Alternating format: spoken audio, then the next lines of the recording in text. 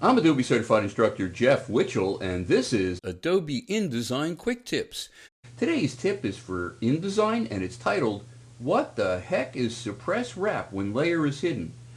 This tip started with a question from an artist in a training session when we were discussing layers.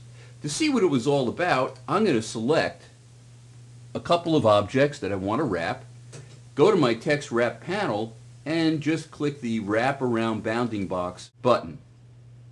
And you can see that there's been an offset applied to both the left and the right. So it's wrapping around those objects. But why don't we double click on the art layer and bring up the layer options.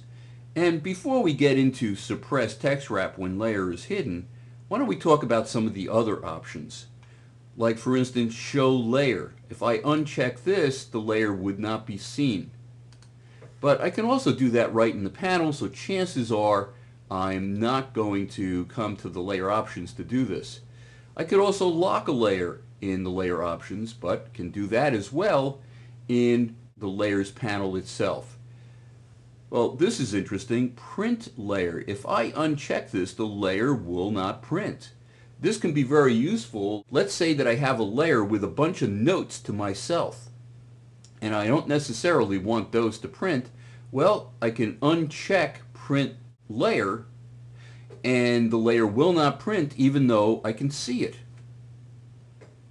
Then there's a couple of options that have to do with guides. One of them is show guides. If I didn't want the guides on a particular layer to be seen, I could simply uncheck it. But then there's this, lock guides. And let's say I had some very important guides that I didn't want to move by accident. I could actually lock them on this layer so they don't move. But what is this suppress text wrap when layer is hidden? I'm just going to click OK, and I'm going to hide the layer. And it becomes quite obvious what that option is about. Even though I can't see the objects in this layer, it's still wrapping them. And let's say the objects in this layer happen to be an alternate layout.